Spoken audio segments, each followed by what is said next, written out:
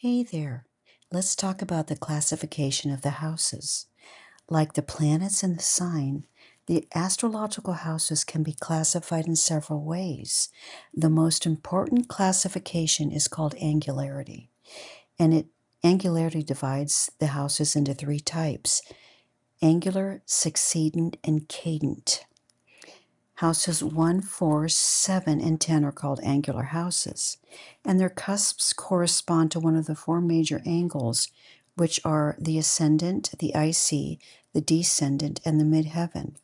Planets that are positioned in these houses have a very powerful expression, and they will be felt the most powerfully throughout your life. Now, the succedent houses are named so because they succeed the angular houses, and they are the second house, which succeeds the first house. We're going in clockwise order. Then we have the 11th house, which succeeds the 10th house, the 8th house, which succeeds the 7th, and the 5th house, which succeeds the 4th. Planets that are located in the succeeding houses have a medium level of expression.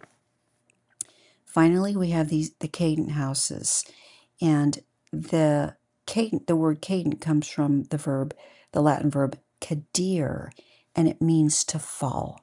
So the cadent houses are named cadent houses because they are, if you have planets in these houses, these planets fall away from the angle houses.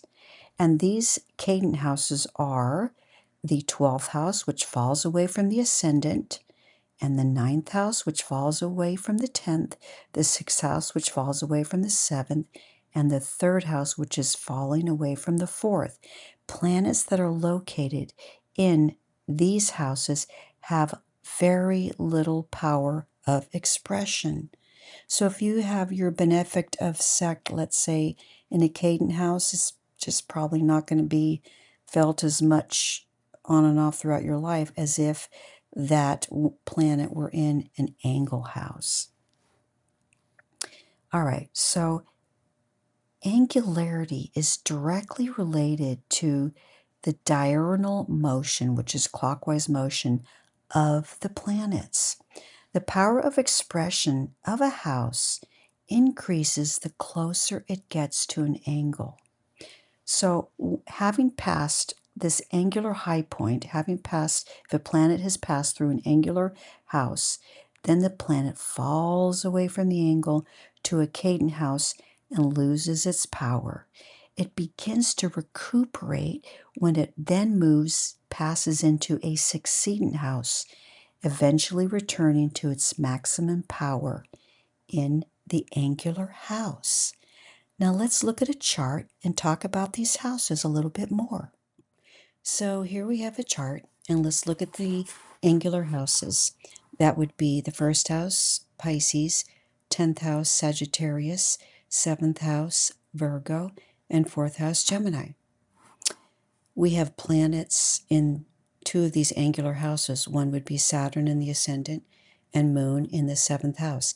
That means that Saturn and the Moon are going to be very powerful planets in this person's life and probably felt the most out of the other planets on and off throughout this person's life. The next we have would be the succeeding houses, which would be the second house, which rises up to the angular house. So it succeeds the angular house. And then we have the 11th house, which is rising up to the 10th house. We have the 8th house, which is rising to the 7th. And we have the 5th house, which is rising or moving into the 4th angular house. We're talking about a diurnal motion, which is clockwise. We know that these succeeding houses have a medium level of expression, and any planets in a succeeding house will be felt not the most powerfully, but not the weakest either. It will be somewhere in between. In this chart, we have Jupiter. So Jupiter will be a planet that will be felt a little less than Saturn and the Moon, but yet more than if it was in a cadent house.